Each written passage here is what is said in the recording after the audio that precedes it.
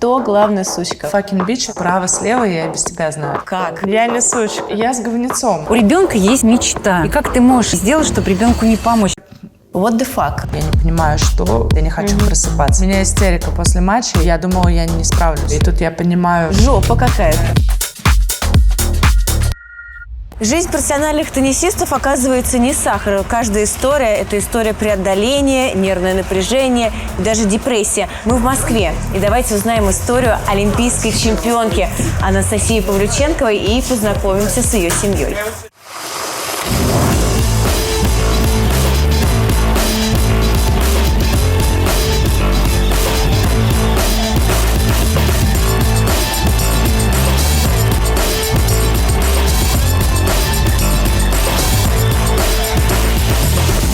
Настя, ты когда последний раз так вот все семейство видела? Да, кстати, наверное, после Ролан-Гарроса было в мае. А так вообще мы вот с Сашей начали работать вместе в феврале и наконец-то проводим много времени вместе. До этого мы, кстати, вообще, наверное, раз в год виделись. Вы это все видели своими глазами. Ваша дочь завоевала золотую награду Олимпиады.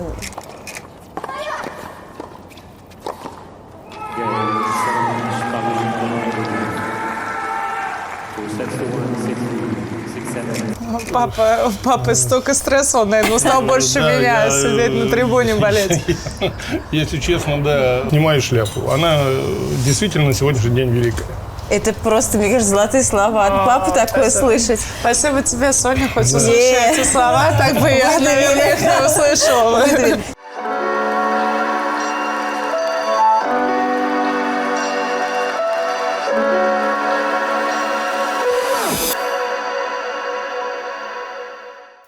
Настя, тебе 30. Насколько ты себя ощущаешь? На свой возраст или помоложе? Абсолютно нет, вообще гораздо моложе. Реально на 18, на 20, честно. Даже если спросить всех вокруг, мне кажется, все подтвердят, что точно не 30. Я себя даже не веду на 30. А в 30 как себя нужно вести? Я не готова ни к семье, я еще хочу играть в теннис, еще долго играть, потому что я чувствую себя прям реально в хорошей форме, и поэтому мне казалось раньше, что 30 — это прям такой солидный конкретный возраст, но сейчас понимаю, что как бы нет. Все только начинается. Настя, мне 32, поверь. После 30 наоборот, прям рассвет. Да, кстати, на самом деле. Скажи, каково это быть настолько перспективным супер-тинейджером, теннисистом, когда ты в 14 уже выигрываешь все, что только можно? Это очень сложно. И это прям такой груз, который я несла очень долго, очень много лет. И я даже в какой-то момент в своей карьере жалела, что я всего этого достигла так рано, потому что я не знала, как с этим справляться на тот момент. Юниором меня тренировала моя семья, как бы брат, папа, а уже в 17 лет, там 16 лет уже Патрик Муртаглу, он включился и полностью занимался мной. Он прям вкладывал все в меня, все было нацелено на меня. Его окружение, его там мнение, его советы. И я потеряла еще с ним вместе голову, потому что мне казалось, как бы в 17 лет 27-я в мире, полуфинал обыграл Елену Янкович, вторую ракетку мира, плюс он говорил, как все прекрасно, ты играешь, и так далее, и так далее. Мне казалось, что в 18 лет я уже буду топ-10, там в 19 первая выиграю все шлемы. Очень много ожиданий, которые потом не свершились. А как Патрик тебя захомутал? Да, так можно это именно слово использовать. На Ролан-Гаррос в 2007 году как-то так незаметно Патрик сидел у меня уже в боксе, как сейчас он делает с Коко Гауф и Циципасом. Очень громко, энергично болел, но я была маленькая. Это внимание как бы мне, в принципе, нравилось, потому что мне всегда казалось, мне было даже как-то стыдно, что там, в 15 лет, когда я уже начала взрослеть, мне казалось, что по юниорам, это так не круто, тебя папа тренирует или брат, и мне так хотелось какого-то солидного тренера, мне хотелось какой-то там контракт с формой. Маленькая девочка из Самары, тебе хочется внимания вот этого всего, и этим, наверное, он меня и купил. Так незаметно как-то болел «Я в тебя верю» и все-все-все. И я просто вот так вот сделала своей семье. И Перебежала к Патрику, да. И я практически с 2007 года тренировалась, можно сказать, сбежала как бы из дома во Францию. У нас были непростые отношения в семье. У меня был переходный реально возраст и период, и с папой было очень сложно мне на тот момент, потому что папа, он был в какой-то мере деспотом на корте, и я как бы девочка, да, мне казалось, ну, то есть у меня еще такой характер, он со мной жестко, а мне хочется в ответ. Ответить ему, да? Да. Пререкаться. Да, то есть я не из тех, кто, грубо, будет плакать в углу, все там плакать, и нет, я наоборот, я сразу в атаку. Я не понимаю, почему, с какой стати, почему ты швыряешься в меня мечом, и я тебе в ответ, значит, благодарна в то же время своей семье, отцу, что он меня, ну, в принципе, я была несовершеннолетняя, он мне позволил как бы улететь и быть во Франции. У меня было доказать отцу 100%, доказать, что я без него смогу. Это была главная цель, и это была, наверное, единственная вещь, которая реально меня мотивировала мной двигала, да.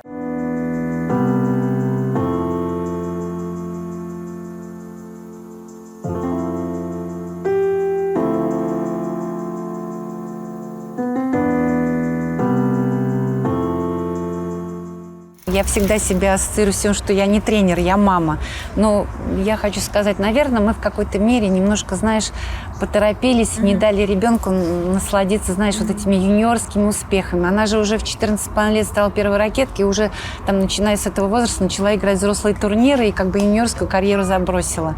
А я считаю, вот сейчас, как бы оборачиваясь, надо было еще поиграть, дать насладиться, потому что мы ее, так знаешь, сразу это взяли, переместили в этот жесткий, вообще такой совершенно мир, который, ну, они там по юниорам, как сейчас в команде были, все любили друг друга, все дружили, тусовали, все, а тут ты попадаешь в совершенно другое, где тебе никто не товарищ, не брат, а каждый хочет выиграть, и уже такие зрелые люди, и поэтому, конечно, ей на первых порах было очень тяжело. В тот момент, когда вы вкладывали, там, меняли квартиру, продавали машину, не было страшно? Нет. Что вы сейчас это все делаете, а если не получится? Нет, не было страшно. Почему? Я даже не знаю, я даже почему-то не думала. Понимаешь, у ребенка есть мечта. Да. И есть возможность ее осуществить. Понимаешь, если бы у меня не было квартиры, там, машин, и как ты можешь этого не сделать, чтобы ребенку не помочь? Ты потом, знаешь, как ты не поможешь ребенку осуществить свою мечту, и ты потом будешь всю жизнь об этом жалеть. Знаешь, вот это вот хуже всего. Вот если б, кабы, там это все.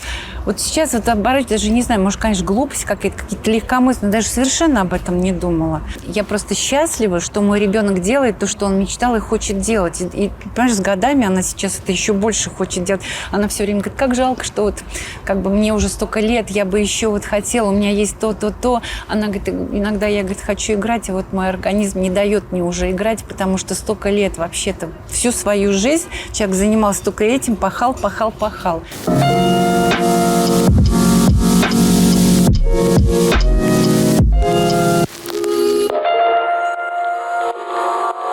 Когда вот мне было где-то 27 лет, 1,5 года, у меня был очень сложный период, у меня была как депрессия, реально. Я тоже была и в отношениях, тогда, в принципе, у меня есть и теннис, и отношения, и все есть, и все нормально, но я не понимаю, что я несчастлива, то есть я не хочу просыпаться. Даже были моменты, где на турнирах, грубо, я не ставила будильник, у меня был выходной, я просыпалась в час, в 2 дня. То есть, и потом, когда я начала уже говорить с людьми там, или советоваться с психологом, мне говорят, наверное, из-за того, что у тебя нет смысла, ради чего просыпаться. То есть реально такой пришел момент даже был, что я не знаю, почему я продолжала ездить по турнирам, потому что я это делала. Я приезжала на турниры, просто отбывала номер, собственно. И, наверное, был поворотный момент еще, когда на Ролан-Гарросе я проиграла Мэнди Минеллу, когда, в принципе, все считали, это просто шикарная сетка, 6-2, 6-2.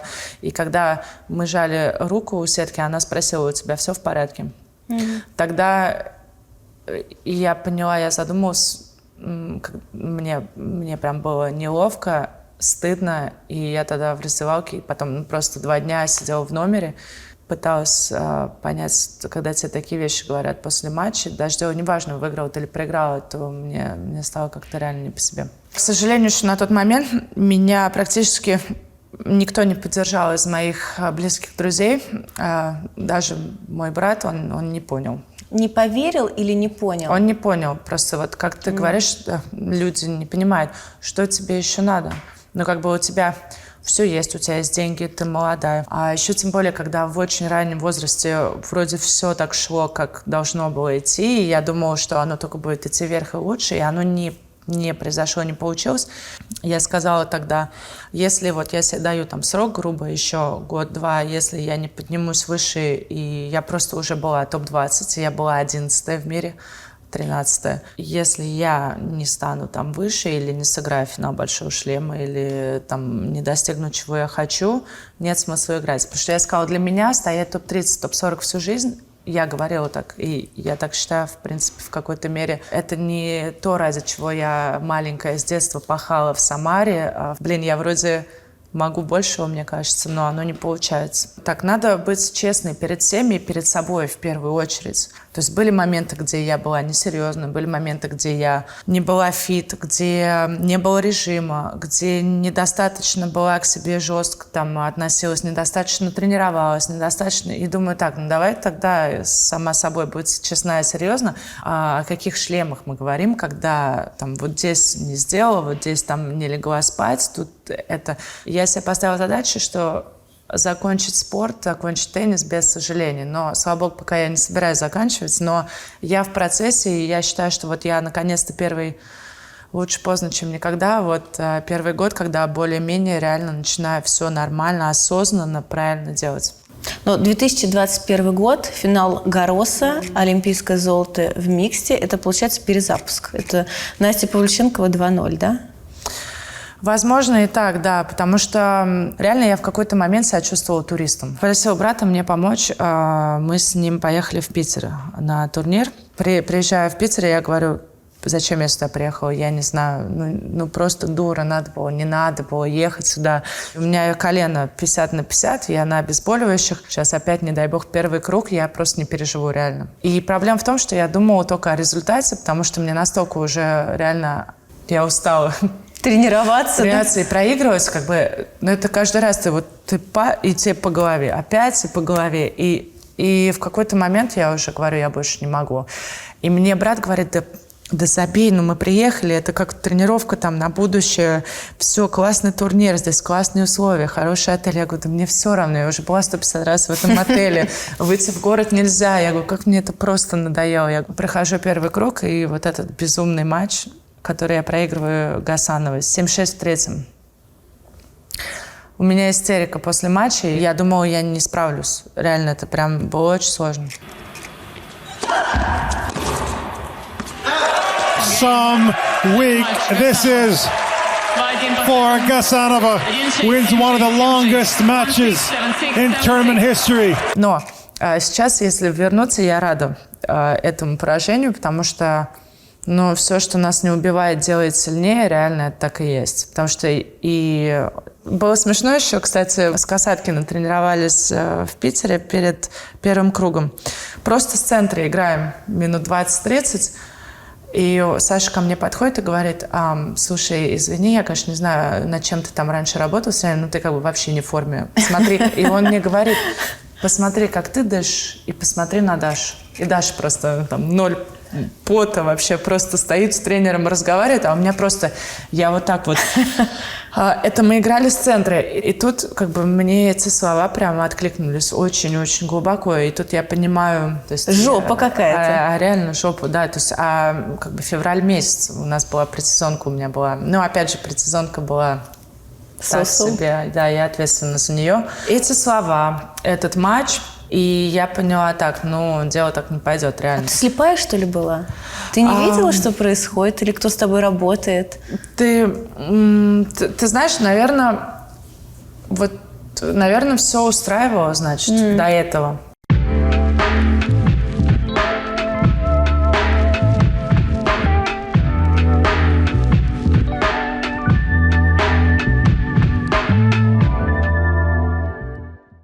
Рублев крутой партнер, либо очень сложный? Он непростой, но очень крутой. То есть нереально. Я восхищаюсь им, насколько он круто и тренируется, и работает. То есть насколько он отдается теннису. Он меня реально вдохновил, я бы сказала, в Токио, потому что вот когда мы оба проиграли одиночку, и он нашел в себе эти силы, я знаю, как ему было сложно. Играть дальше микс со мной, микс, когда мы ни разу не играли, когда мы вообще не играли микс, не знаю, чего от этого ждать, что будет, может быть, полный провал. Ты бы видела, как он тренировался перед миксом. У нас был один момент смешной. Перед первым матчем я играла одиночку, я проиграла. Ну, соответственно, бенчить, да. В трех. 3 часа. И нормально, кстати, все получилось, потому что я была как бы в игре. Я такая была теплая с матчев. А второй матч, я не знаю почему, я такая включила крутого. И я говорю ему, нас там спрашивали, кто во сколько будет разминаться, и Андрей там, я не знаю, группа, у нас там матч был вторым после 3. Андрей решил в час разминаться, и я такая, куда так рано вообще, я не понимаю. А он не то что разминаться, он час или полтора тренировался с Игорем Куницыным, еще потом пошел со мной играть, разминать. Я включил крутого, я говорю, я прям ближе к матчу разомнусь, я выйду там чуть ли не серии в 4, поиграла 25 минут с Андреем, такая просто вот так вот. Он там до этого уже чуть ли там не штанг, ну, очень много поиграл. Мы выходим на второй матч, я стою в сетке, он подает, и первое очко, я просто не ожидала, принимает на меня этот парень, и я просто... Маклахлан с японцами вы играли. Да. И он просто... И я в ноги почти этот мяч бью, и тут у меня просто реально шок. Потому что я понимаю, что я вообще не размята, я вообще не готова. И тут я понимаю, что сейчас вся игра строится, все будет лететь на меня. Мне реально было дико некомфортно, неудобно, и я просто сходила, думаю, сучка, сейчас, если ты не попадешь в корт, я тебе припомню эту разминку. Слава богу, мы выиграем этот тоже тяжелый матч. На чемпионском тайбрейке. На чемпионском тайбрейке. И в этот же вечер я говорю, так, завтра я тренируюсь в час. Я разминалась почти 1,5 часа. И с тех пор я разминалась по 1,5 часа, я тренировалась, мы играли с Андреем, он чуть-чуть до, и потом мы еще с ним больше часа играли на его скорости. А меня, знаешь, что поразило? Я Андрея знаю очень давно, очень его люблю, но он на корте всегда супер серьезный. Да. Ты единственный человек, который смог его развеселить, да. Который сделал так, чтобы рубль смеялся. Вы сидели на переходе и вы ржали. Почему он дрожал? Как это тебе удалось? Я вообще такой человек, в принципе, я очень тоже ответственная и серьезная, но у меня какие-то две стороны, мне какой-то вот есть, сидит какой-то дьявол. Чертик, да? Да, чертик, да. Мне не хватает вот эмоций, игривости. Мне все время нужна игривость в жизни, во всем. И первый матч я понимаю, что все мега серьезно. И мы еще по счету проигрываем.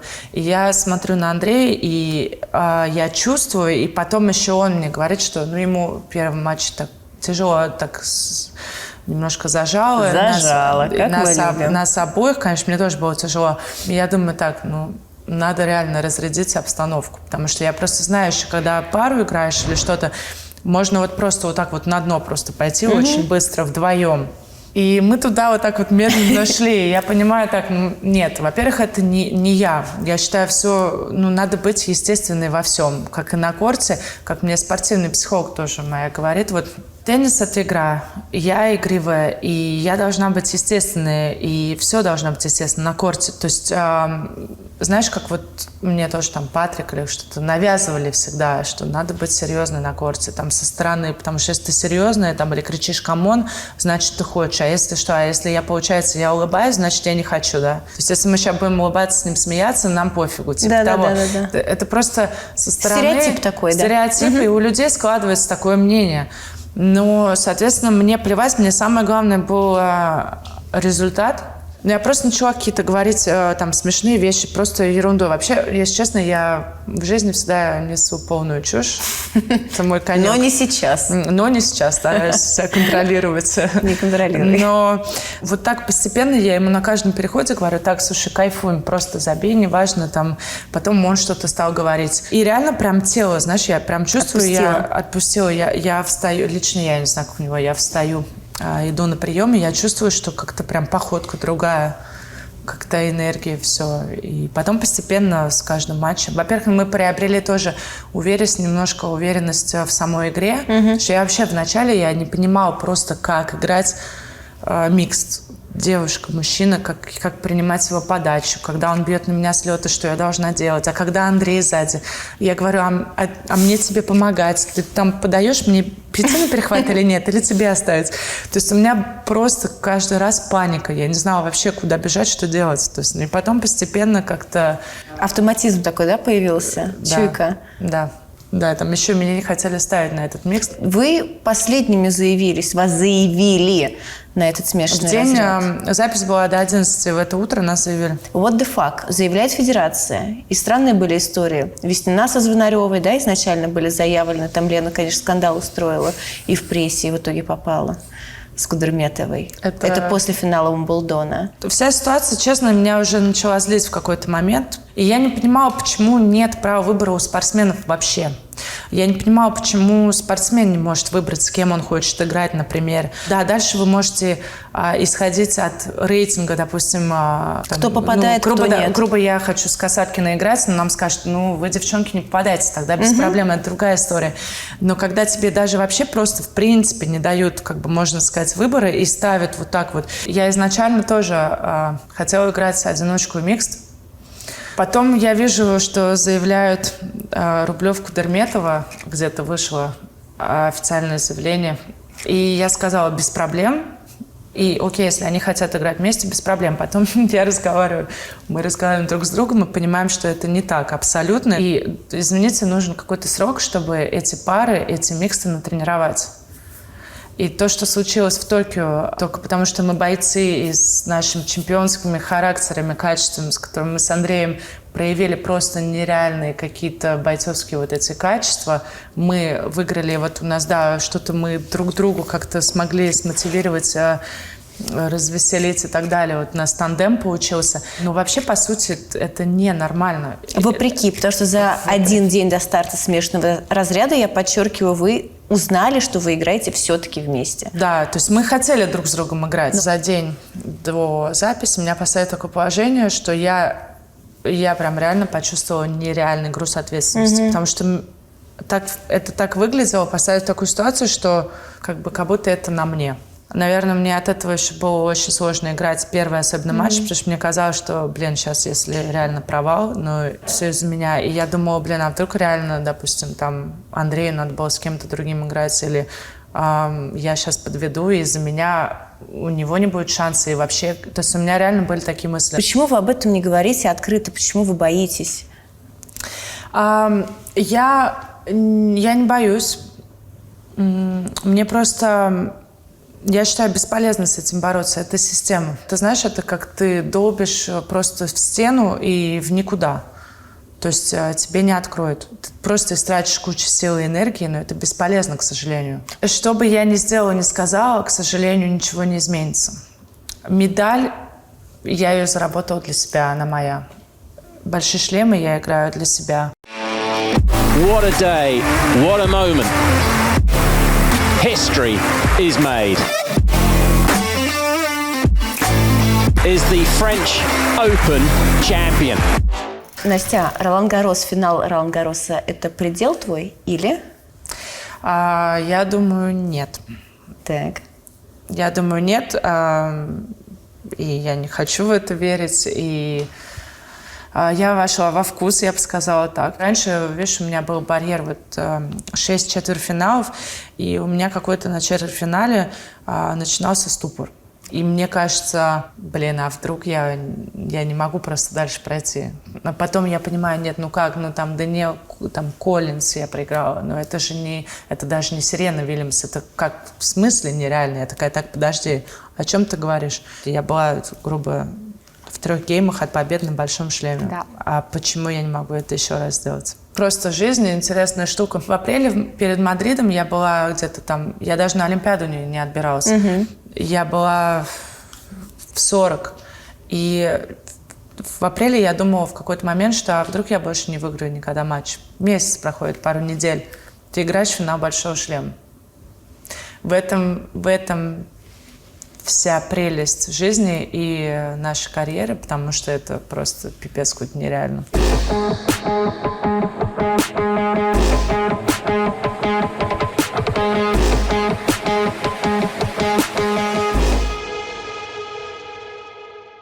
Я хочу сейчас поговорить про тренеров, которые с тобой работали. За свою карьеру ты поменяла порядка 11 специалистов. Как? Тебе 30 лет, у тебя 11 тренеров через тебя прошло. Это же много. Ну, я сумасшедшая реально по жизни. А это с тобой сложно или тебе сложно Мне с кем-то? сложно. Тебе Мне сложно? Мне сложно. Я сумасшедшая, я себя называю не безумная сумасшедшая, а в другом смысле. То есть, особенно в детстве, у меня какие-то вот порывы были вот такие, были отношения, когда могла разорвать без причины. Вот у меня такой склад характера, мне все быстро надоедает. И я прошу прощения, там, я не то, что не уважаю людей, нет, там, надоело, но просто вот не могу.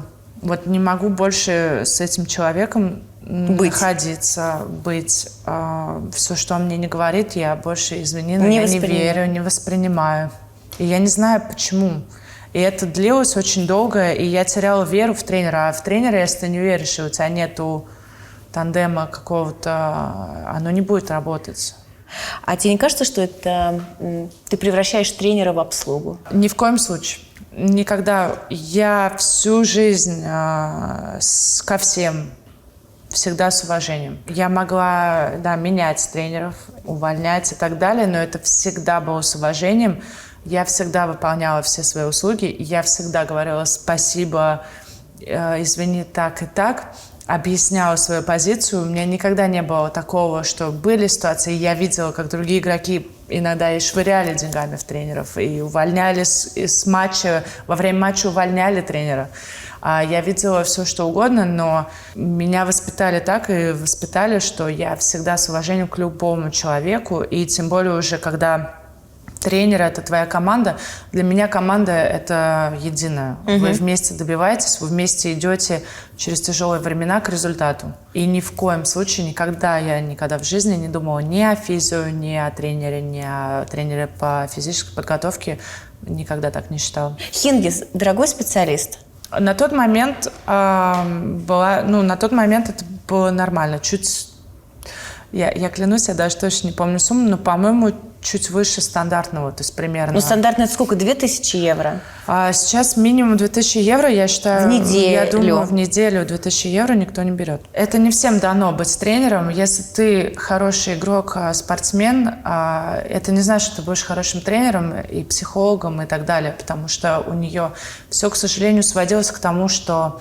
когда я играла, я разминалась 40 минут, я всегда прыгала на скакалке, еще я брала ролики, вместе со своей мамой каталась на роликах за город, любила делать вот так и ходить в сауну. Я, например, лично не буду кататься на роликах вечером, я лучше сделаю что-то другое, и так далее, и так далее. К сожалению, такая же проблема, почему была с Киндлманом. Ты его приводила тоже в списке, потому что мне тогда предложили AMG, мои агенты. Он работал 3 года, был спаррингом Шараповой. И, к сожалению, та же тема, почему я еще не выдержала, потому что я не выдержала постоянно сравнение с Машей, я не выдержала постоянно, а Маша любила так делать, а Маша играла вот так. Ты не Маша, да? Я не Маша. При всем моем уважении к Маше, и она великая, но мы разные, я играю по-другому, мне надо другое. Я, грубо, не люблю сидеть в номере, не люблю брать рум-сервис. Иногда, когда устаю, но я более живая, мне надо общение, мне надо чуть-чуть других вещей. Поэтому Саша Павлюченков идеально вписался во всю историю. Идеально. Мне всегда нравилось с ним работать, я всегда хотела с ним работать. Просто то, что старший брат, и он по юниорам, я все выиграла с ним. И не такая уж большая разница была, 5,5 лет, 6 лет. Постоянно руганина, постоянно в какой-то момент я ловила звезду, и мне казалось, что это всего лишь мой старший брат. Что ты знаешь? Справа-слева я и без тебя знаю. Все, отвали. Он тебя же перехватил в очень, как раз, как ты рассказывал, сложный период своей жизни, человеческой именно жизни. Но человек без особого тренерского опыта. Вот этот список, который я озвучивала, там люди с такими регалиями, да, с такими игроками. Тут Саша, ирокезик, серьги, татуировки. Бац, здравствуйте. Настя Павлюченкова играет финал шлема, отыгрывает на Олимпиаде матчболы. И как у него это получилось?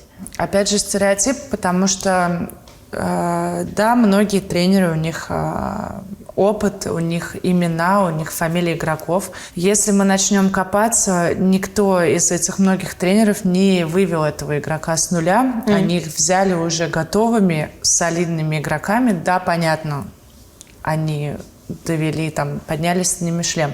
Иногда это везение, иногда это удача. Я не знаю, иногда все как-то карты, звезды сходятся. Что касательно Саши, он сам очень хорошо играл в теннис. Он разбирается в теннисе. Мне нравится, что он мне говорит. Мы с ним на одной волне, в плане мы видим одинаковую игру. Сейчас я уже тоже все-таки приобрела опыт, понимаю, что мне нужно, что я хочу. Также Саша поумнел тоже, конечно. Раньше, например, у меня были моменты, где иногда мне хотелось там расслабиться. Да, я думаю, я выпью бокал вина во время турнира или перед каким-то матчем, там, чтобы уснуть, или там где-то чуть-чуть алкоголя. Сейчас это до турнира 0, во время 0, после, окей, отпраздновать можно. Это все исходит от Саши, который просто орет 0, ничего нельзя вообще, то есть просто. И это такие детали, которые тоже там некоторые тренеры там разрешали, говорят, да пей пиво, ничего страшного там. Ну, просто внешний вид, мне кажется, что такой внешний вид кажется, ну, полный придурок, реально. Ну, что он ей может сказать? Посмотрите на него. Он там сидит, грубо в него, не знаю, непонятно, что одет, как он выглядит. Платить брату окей? Да. Нет никакой неловкости или с его стороны. Ты разделяешь историю «мой брат» или «брат-тренер». Просто убираем «брат-тренер». Да, абсолютно разделяю. Вообще это нормально. Он член моей команды, также помимо, что он мой брат, он делает работу так же, как и все остальные тренеры, которые со мной до этого были. Поэтому он заслуживает зарплаты призовых, процента, так же, как и все остальные. И абсолютно разделяю брата-тренера, и да. А как проходит вообще разговор по поводу зарплаты? Я, честно, я даже не представляю. Это, мне кажется, очень сложно. Там он говорит, я стою столько-то, не знаю, там 2000 евро в неделю. Ты говоришь, Сань, ну давай чуть поменьше. На китайский Silk Market, когда в Китае я приходила, один раз я там была и сказала, это первый и последний. Меня вот так тянут за руку и говорят, вот это возьми, вот это. Я говорю, сколько стоит? Они меня называют, я говорю, да, блин, окей. Мне говорят, что ты делаешь? Это весь прикол, что ты должна сейчас с ними торговаться. И там мне рассказывают истории, как люди покупают там какие-то нереальные кошельки и сумки чуть ли не за $5, не за 10. И я просто хватаюсь за голову, как это возможно. У меня язык, рука не повернется столько достать за это. Вот я к тому, что я такой человек, что я ни в коем случае, а когда это мой родной брат, никогда в жизни не буду ему пытаться торговаться и ниже сделать, чем вот до этого вот там мой тренер был. Или чем Саша хуже. Там, то есть нет. Саша, я лечу в бизнесе, он в бизнесе. Он не будет в экономии. Мне даже неудобно. Другие тренеры тоже с тобой летели в бизнесе, либо по договоренности? По договоренности. Ну, Смотря кто. Но в основном все сейчас на дальней дистанции, все тренеры летают в бизнес. А это прописано обычно в контракте? Когда контракт прописан. А у тебя с таким списком наставников с каждым был контракт или не с каждым? Не с каждым, но в основном со всеми.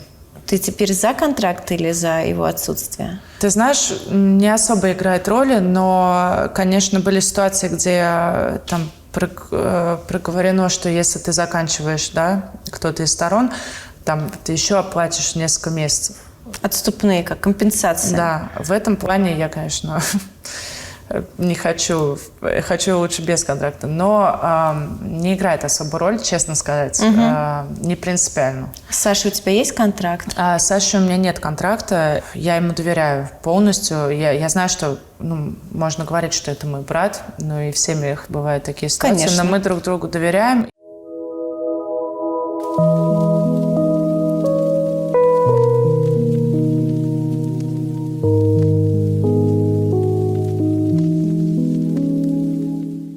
Саша, объясни, пожалуйста, как так получилось? Как тебе удалось ее довести до финала Ролан-Гаррос? Что ты такое с ней сделал? Наверное, я думаю, что пришел тот возраст, когда...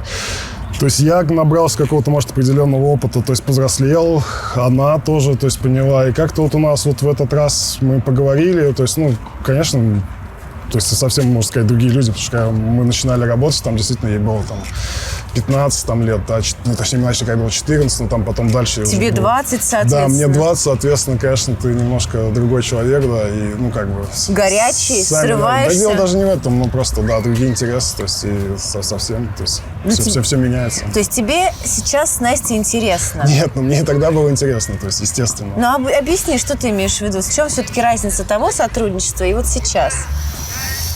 Ну, в общем, потому что мы поговорили сейчас, да, и все как-то вот мы стали смотреть на вещи, мы скажем, одинаково. То есть где-то объяснил ей что-то со своей стороны, она согласилась, и, возможно, все это вот, то есть, как бы сложилось, не знаю, как сказать.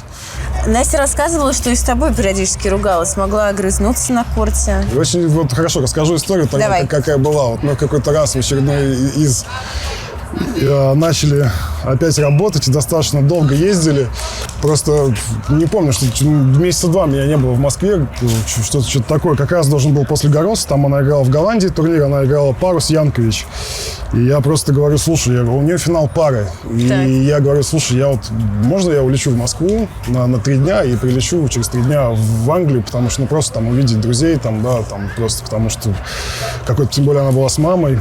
И она мне говорит, я не хочу, чтобы ты улетал. Я говорю, ну ладно, я все-таки улечу там на 3 дня всего, и дальше мы приедем, продолжим. Она говорит, ну хорошо, улетай. Вот я улетел, звоню ей в воскресенье. Я говорю, когда мне прилетать? Она говорит, не прилетай. То есть вот просто вот такая вот история. Жесткая, ну да. Сестрица такая у тебя. Вот так вот, да. То есть, вот. И после, кстати, это был последний раз долгий, вот из-за этого был долгий перерыв, как-то мы... Не помню, потому что там какие-то моменты она тоже просила, там, помоги, я там, ну, как бы тоже не могу каждый раз срываться.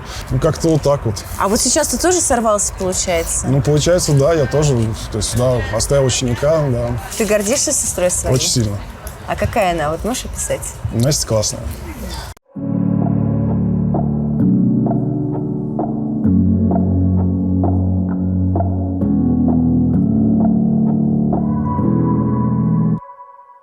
Папа был жесткий тренер? Да. Кричал? Кричал. Бил?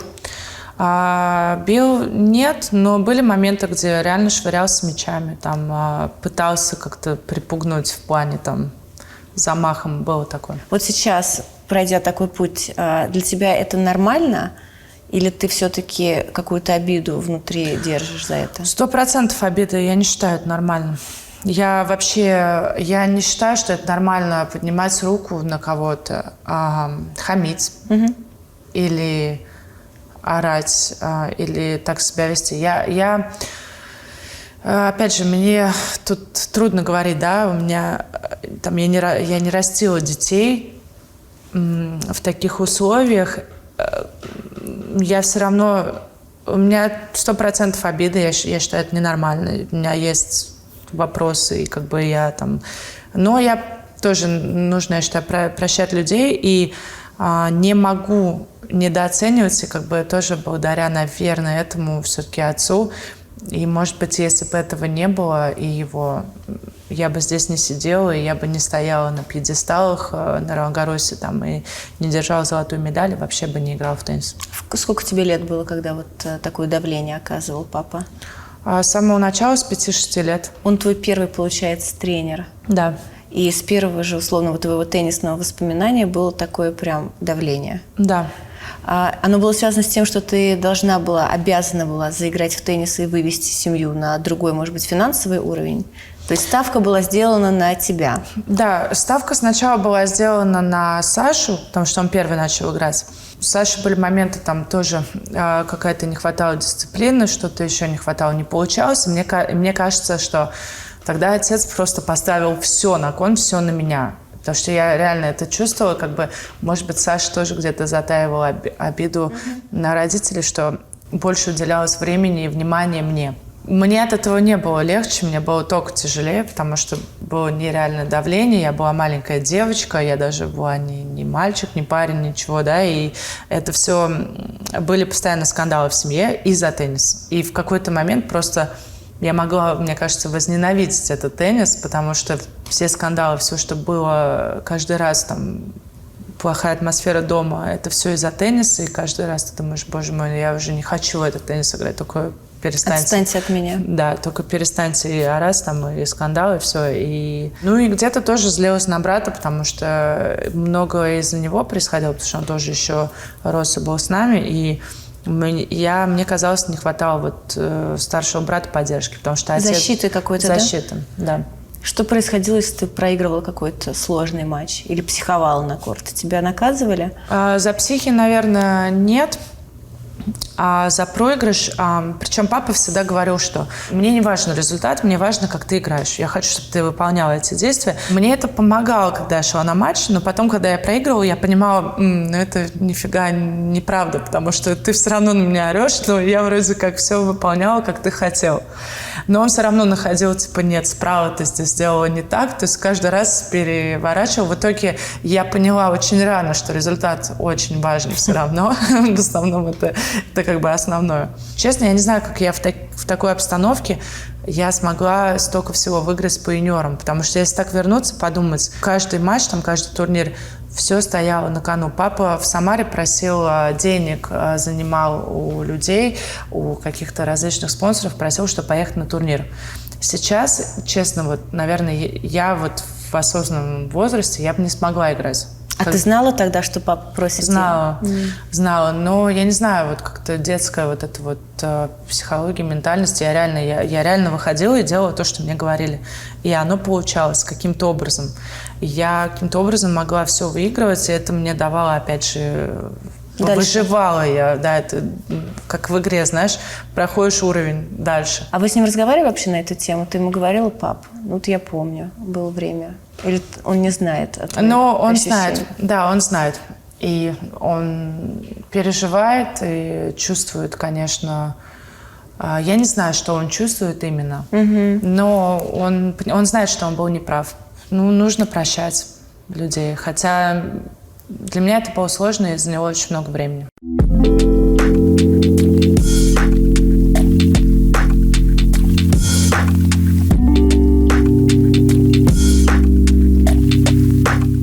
Каким вы тренером были тогда? Жестким? Властным? Вот вопросы хитрые. Ну, наверное, да. Наверное, где-то я мог и перегнуть. Перегибали палку именно в работе да. с Настей? Да, но впоследствии считаю, что это все-таки какой-то плюсик дало. Вы чувствовали, что есть какая-то обида у нее на вас? Ну, скорее всего, это, понимаете, наверное, всегда работа родителей, когда работают родители тренерами, дети-спортсмены, это очень сложный путь. Потому что всегда как бы ребенку, твоему личному, легче папе сказать «заткнись». И как-то плюс, учитывая, что все-таки много моментов дома происходит, общение дополнительные, ну, своего рода, скажем так, переборчик происходит. Конечно... Теннис, только о теннисе. Теннис, да, и... Оно, да, набивает оскомину и так далее, и так далее. Они боялись, что она перенасытится теннисом и что в какой-то момент скажет: все, отстаньте, можете просто любить меня, но в теннис играть я не хочу? Скажу так, что где-то близко мы были к этому состоянию, но опыт, скажем, своего личного участия вот как спортсмена позволил немножко этого избежать. А вам не было страшно финансово во всю эту историю вот так вот вкладываться? Ой, как говорю, хочется громко сказать вот в экран, что спасибо тем людям, кто это видел и понял, и помогли. Помог? Да. А кто помог все-таки? Близкие, друзья. Самый смешной Александр Игоревич, ему особо низкий поклон. Он, я думаю, поймет, потому что, честно говоря, если бы не он, ну... Непонятно, что было бы дальше. Да вообще. Просто был такой момент, что нам надо было куда-то дальше ехать. И я вот стоял, тогда еще работали в Самаре, стоял на крыльце своей любимой школы, нервно к тому времени еще курил. Стоял, нервно курил, и когда он как-то шел мимо, говорит, что случилось, да? Я говорю, слушай, тут надо ехать. Я говорю, а денег нет. Денег нет, совсем не знаю, что делать. Он говорит, ё-моё, говорит, заходи. Сели, вот, первый, наверное, то, что я ему рассказал, он, конечно, был удивлен. Он говорит, я был уверен, что, говорит, если дети выступают за сборную России, им там как-то помогают. И я говорю, слушай, да. Чем-то помогает. Но для полного объема надо, конечно, как-то самим стараться. И он тогда, говорит, все понял, включился. И еще у меня друг Александр есть, который тоже так частным образом, в личном порядке, он помогал Насте. Как говорится, два Саши, им огромное спасибо. О каких суммах вообще шла речь? Один Александр, который, я говорю, Олег Игоревич, который... Тот, наверное, где-то до суммы 100 тысяч добрался. $100 тысяч суммарно за несколько лет. Может, даже и больше. Сергей, объясните мне, пожалуйста, как это работает, если у нас есть суперперспективная девочка-юниорка Анастасия Павлюченкова, которая выиграла все по юниорам и помогает ей не Федерация тенниса России, а ваши близкие друзья, которые вас встречают нервно курящим на крыльце? Скажу честно, и Федерация, и фонд поддержки Бориса Николаевича Ельцина в лице супруги, они тоже, Настя была стипендианткой этого фонда, вы прекрасно это знаете. Но это уже в 15, получается, 14 лет. Да, когда она уже начала где-то выездить Поэтому тут любимая фраза «грех жалуется». Наверное, нам повезло с тем, что у нас были такие друзья. Потому что другого объяснения я сейчас не могу найти.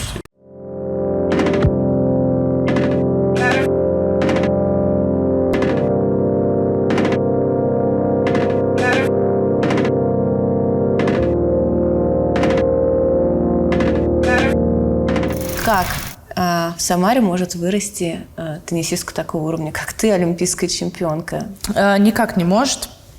Только благодаря, опять же, моей семье.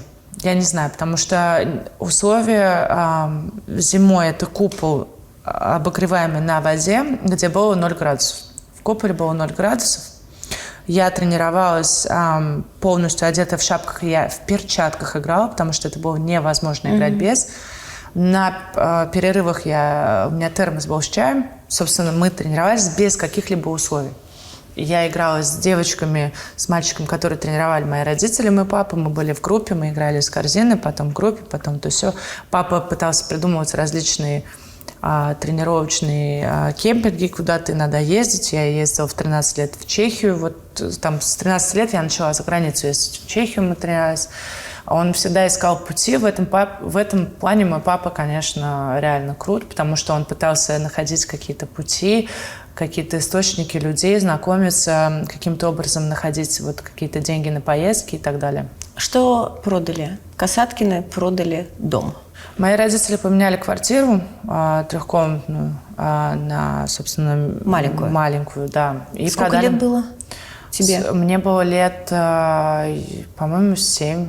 Понятно, то есть это прям на старте твоей профессиональной карьеры. Да. Все ради меня, ради тенниса. Мы все вчетвером там жили в этой маленькой квартире. Окей, и продали, что ты сказала? Машину. Да. А ты чувствовала, что ты обязана родителям? Нет.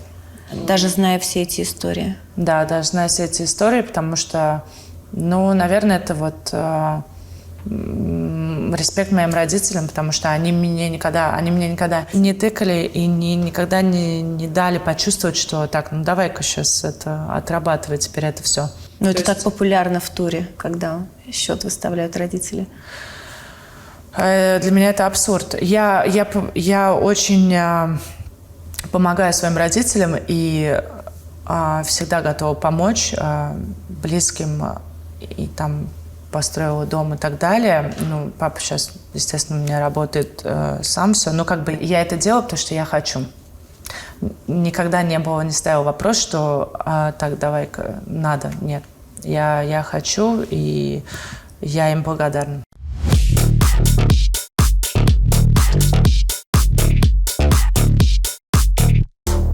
Скажи, пожалуйста, сколько девочкам платят гарантированно за приезд, если ты топ-спортсменка? Мы знаем, что мальчики это где-то от 20 тысяч евро, а у девчонок какие суммы? Были 20 тысяч тоже. Тебе платили на некоторых турнирах, да, было такие 20 деньги? тысяч. Было. Когда я стояла в топ-20, была молодая, перспективная, и в хорошие времена было такое. А за год сколько ты можешь таких турниров собрать? Ну, примерно. Примерно штуки 3 точно. По двадцатке? Просто за приезд? Могла. Гарантия? Да. Но могла. сейчас? Сейчас в ковидное время, лично мне Не сказали платят. не платить. Я не знаю, я думаю, что отдельным персонажам, может быть, и платят, но ковидное время сейчас очень сложно. Я думаю, это как предлог просто всем, чтобы лишний раз никому не платить. Но ты сейчас открыто говоришь про свои финансы, а почему, в принципе, игроков, многих теннисистов, так это прям смущает тема, как тебе кажется? Ваш доход, он большой, да? Ты порядка 12 лямов, получается, за карьеру заработала, но это открытые какие-то данные, они висят на сайте. Я поэтому... Почему все стесняются? Так Я не этого? знаю, почему все стесняются. Я тоже из тех, кто лишний раз, я не буду вслух говорить. Ну ты же не выходишь вот так вот на корт, вот так вот не делаешь? Нет, не конечно, выбрасываешь? нет. Но и не буду так делать. Но, как ты говоришь, оно все открыто. Ты в Гугле набираешь мою фамилию, и там все прекрасно видно, что я буду говорить. Нет, это неправда. Из этой части очень много ушло на расходы. На расходы и на таксы. А вот какой процент из этого? Если написано Павлюченкова, сайт WTA, 12 лямов, сколько процентов из этого ушло, как тебе кажется, по твоим подсчетам? Чистая выгода, давай. Я думаю, половина точно. Типа 6 лямов у тебя осталось за карьеру. Даже, может быть, меньше, честно. Потому что еще же очень, даже 20-30% только из этой суммы ты считай там, и каждый раз это на таксы. Налоги. Налоги. Но они же и возвращаются вам тоже. Некоторые, но не все. Американские, опять же, не прям все, а какая-то часть, естественно, да. А сколько ты получаешь обычно в Америке? Ну, смотря как сыграешь, я понимаю, но в среднем. Они возвращают через год. У меня бывали чеки по $60 тысяч, по $100 тысяч чек возвращают. Это чем лучше ты сыграешь, тем, соответственно, больше возвращается. Да, потому через что там год. они вычитают из призовых. И вы должны прописывать свои расходы. У меня есть человек, который этим занимается, да. Я ему детали говорю, дальше он все делает. И Австралия тоже самое. Но это турнир большого шлема. Австралия по-другому, там ты сам там приходишь, да, и можешь говорить там... Что ты всю команду У меня 5 вез. человек, повар мой летел в первом классе в Мельбурн.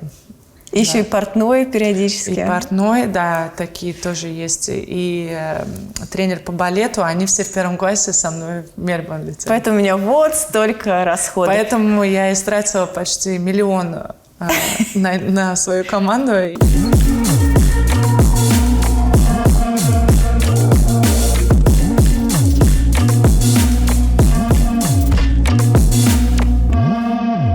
Кто главная сучка в WTA-туре?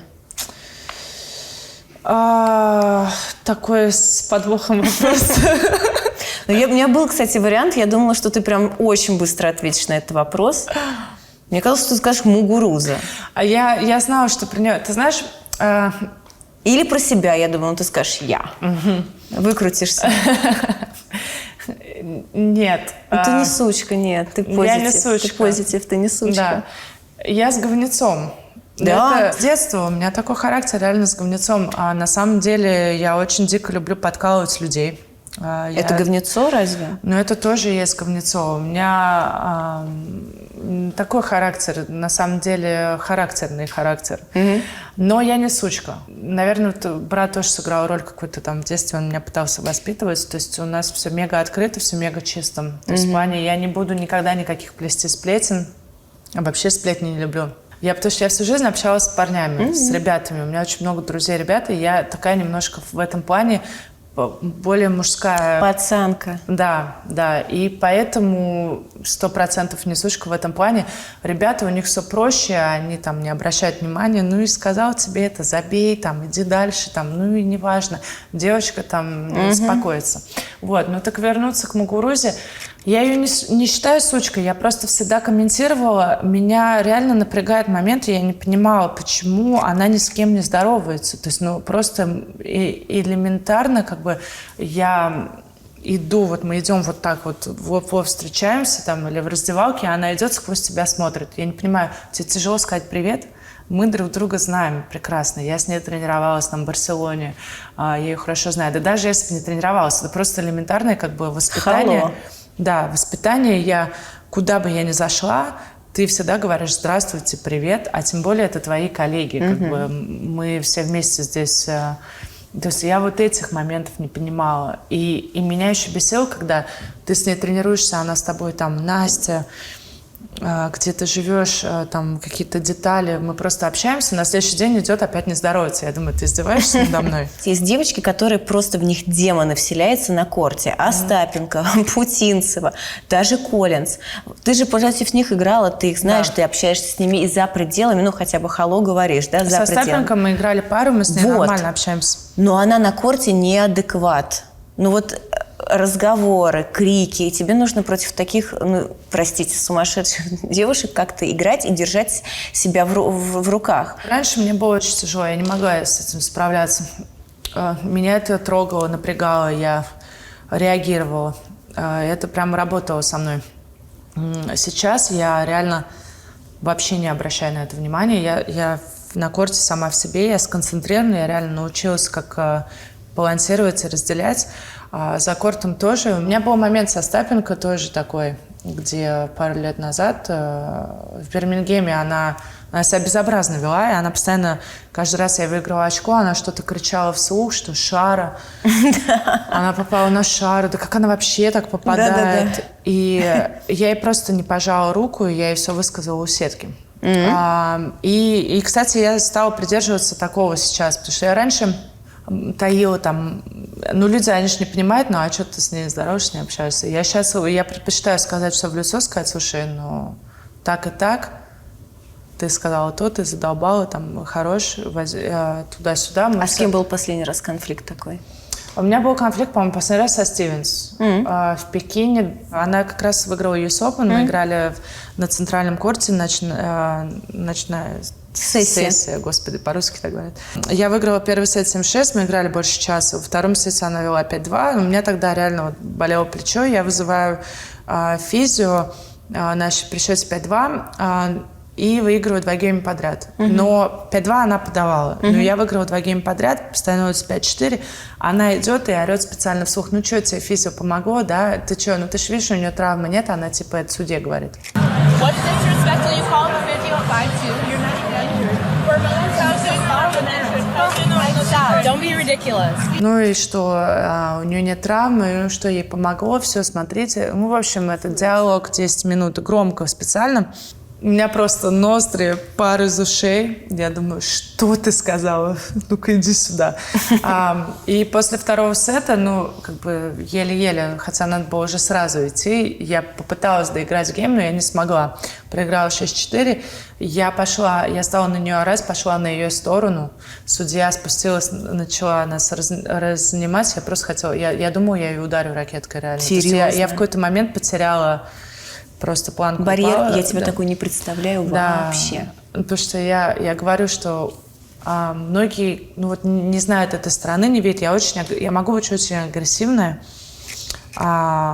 И вот это благодаря чему я выигрываю много матчей. То есть я на корте готова убить соперницу. У меня бывают моменты, что мне прям все равно. Ненавидишь, да, прям? Да. Класс. Но у меня все ради победы, реально. Вот мне приучили с детства, нужно сделать все, но я здесь выигрывать пришла на корт. Сейчас вы нормально общаетесь? А сейчас мы вообще общаемся отлично. Самое интересное, что я потом в какой-то момент не знала, как себя вести, потому что, ну, реально, то есть, как бы такая ситуация была неприятная. Она меня fucking bitch назвала во время моя. Well, that's a big point here. Потому что я в третьем сете в смэш хотела ей в живот сыграть со всей дури специально. У меня не получилось.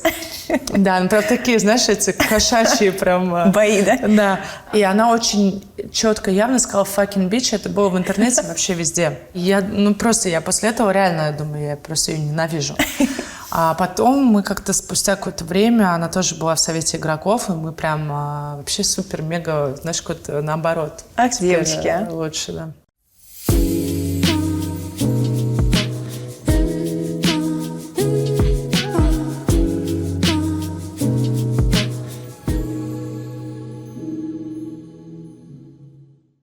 Я хочу про тело поговорить, про твое тело. А как ты к нему относишься? Любишь ли ты его? Любишь ты его за пределами корта? Сейчас, да. Ну, сейчас абсолютно... Я вообще сейчас в ладу с собой, я бы сказала, наверное. Такое хорошее время. Я раньше была недовольна своим телом однозначно. Не знаю, то есть мне за кортом было хорошо. Так. У меня было и внимание, в принципе, всегда у меня не было проблем там с Ребятами, самооценкой. да. Да, ребята всегда были, было внимание, то есть не было такого... от этого не было, собственно, мысли, блин, типа, ну все, пипец, там, я не могу на себя в зеркало посмотреть. Нет. Но, то есть у меня какой-то был дисбаланс между кортом и за кортом. То есть за кортом все было нормально. На корте я каждый раз смотрю там свои повторы, видео, одеваю форму, мне некомфортно, мне не нравится, как я выгляжу, мне некомфортно, потом куча мега-комментариев всю жизнь мне приписывали этот статус там с лишним весом и так далее. Еще плюс, что вот она от этого и не может играть лучше в теннис. Папа всю жизнь кричал: ты не модель, ты теннисистка. Там у меня были эти загоны, что я там сейчас я сяду на диету, не буду есть, бегаю. Мне там постоянно: ты не модель, теннисистка. Я говорю: конечно, там тебе все равно, тебе лишь бы я выиграла, там все. Здесь нужен баланс. Ну, во-первых, ты должен сам как бы понимать, чувствовать себя, то есть играть на корте и понимать: ну, блин, мне здесь тяжело, допустим, я двигаюсь не очень, надо схуднуть, да. Кто-то там думает там пару килограмм, кто-то еще больше, кто-то говорит: мне надо набрать. Это все индивидуально, и ты должен сам как бы находить, что тебе комфортно.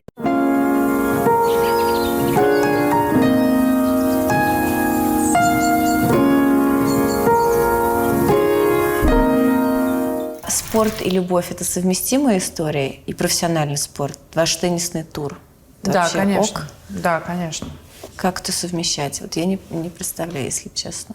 Это непросто. Я считаю, это возможно, но непросто, да.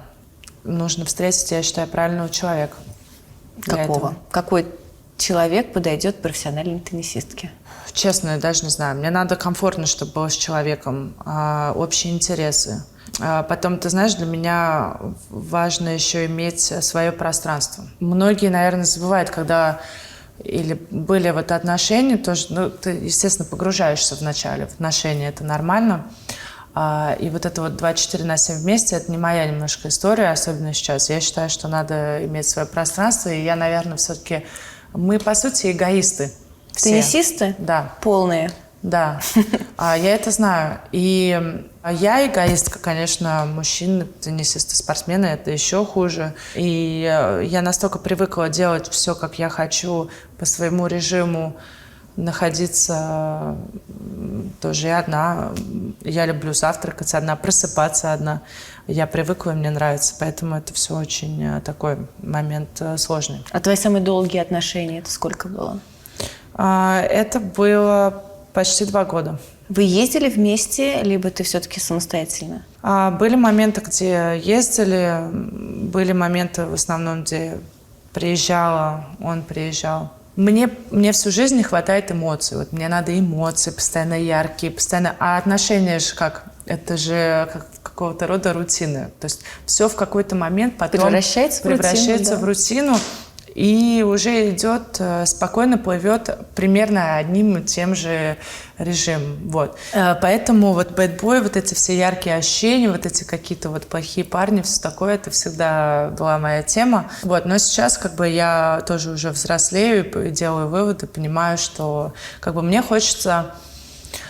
Я считаю, самое главное – забота. Я вот хочу заботу. Ты знаешь, я привыкла, что я всегда сильная, я всегда все сама. Я на корте вырываю, за кортом вырываю, зарабатываю. Я хочу, чтобы просто прийти.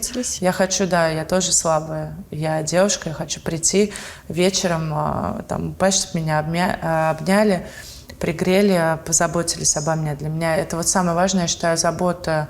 Доброта, забота, щедрость мужчины и какие-то вещи просто брать на себя, сказать: слушай, посиди, я все сделаю. Вот это, я считаю, круто. Если он будет все это делать, но будет меньше зарабатывать, чем ты, это проблема? Нет. Это нормально. Оберегаю вас, девочек, потому что я вижу, какое количество девчонок в туре заводят отношения с ребятами, для которых сама цель – это не вы, а вы-теннисистки. Ты сама все это видишь прекрасно. Да, я прекрасно вижу и знаю, от этого тоже тяжело доверять людям, заводить отношения, да и просто иногда друзей, там, ты не знаешь, до конца проверяешь. Интерес этого человека к тебе. Да, у меня были моменты, когда я вообще задавала себе вопрос, а почему этот человек со мной общается, а я ему реально нравлюсь, как я Настя, или что ему нравится конкретно. Может быть, он хочет... У меня были там на турнир приехать, посмотреть за мой счет, там, или там, грубо, я не знаю, провести время прикольно. То есть это 100% есть. Ты оплачивала такие истории? Если парень говорил, я хочу приехать, но сложно. Был момент, просил, говорит, я там, могу приехать, оплатить. Я сразу же нет, спасибо, можешь, в принципе, оставаться там. После этого вопроса тем более. Дело даже не... Тут принцип, как бы. Дело не сколько ты зарабатываешь, сколько у тебя денег. Я считаю, мужчина должен быть мужчиной. Я вот ценю, знаешь, уважаю. Там. Я понимаю, что я не прошу там, меня везти на Мальдивы бизнес-классом, отдыхать 2 недели, там, понимаешь, ни в коем случае. Но как бы все равно такие принципы, поступки, когда люди выпрашивают как-то мелочные, я вот не люблю мелочных людей. Почему девчонки в туре на это все ведутся? На альфонсов. Их такое количество. Неуверенные в себе. Я считаю, это неуверенность в себе, это какая-то слабость, потому что я говорю, я повторюсь, для меня ярлыки, раньше они имели значение, сейчас я считаю, это вот ярлык, знаешь, это вот как грубо считалось вот там после 25, вот надо выйти замуж, родить, типа если нет, все уже пипец, поздно. Старородящая. Да. Сейчас там ты в 30 лет играешь, у тебя там нету мужа, детей, все, пипец, опять ярлык, понимаешь? Надо иметь отношения, и реально очень много девушек, они рожают и выходят замуж, потому что так нужно, потому что стереотип, потому что все хотят, это так надо. Я очень много знаю девушек, и общаюсь, встречаюсь, они несчастливы. Но они это сделали, потому что для общества выглядит лучше. А мне прям не то, что по кайфу, меня вообще это не волнует, и самое главное, ты должен быть счастлив. А парень тренер, это возможно для тебя? Возможно. Было такое? Да. И это как работает? Это работает нормально в какой-то момент, но потом не всем тяжело. Я могу, например, разделять. Кто-то не может, то есть, допустим, он не мог разделять теннис и отношения. Для него это было сложно. То есть он тебе дома или в номере стал рассказывать, как справа нужно бить, или почему? Грубо, я проиграла матч, да, я расстроилась, но тут, допустим, в нормальной ситуации я пошла бы своим парнем на ужин, да, или мы бы пошли как-то о чем-то другом говорить, он бы меня там пытался развеселить, успокоить. А здесь, получается, у этого человека тоже траур, и мы не можем нормально провести время, потому что он тоже весь в переживаниях, и там еще пытается, типа, не разговаривать со мной, там, ты сегодня плохо играла, там, здесь серия наказывать, знаешь, то есть, если не можешь делиться, то все, это не будет работать. Счастье – это равно теннис, либо счастье – это больше, чем теннис? Счастье – это больше, чем теннис. Счастье – это другое. Теннис – это… Ты знаешь, это как, есть жизнь после тенниса. То есть и счастье есть после тенниса. Теннис однозначно приносит мне невероятные эмоции, которые я боюсь больше никогда в жизни не получу нигде. И этого я единственное, что я реально боюсь после тенниса, потому что столько эмоций, сколько я получаю, и негативных, и расстройств, и грустных, и сколько радости и счастья, и сколько волнения, и адреналина, и вот этой энергии, я боюсь, что я нигде больше, к сожалению, не найду, но пока я еще здесь играю, поэтому буду выжимать максимум из этого.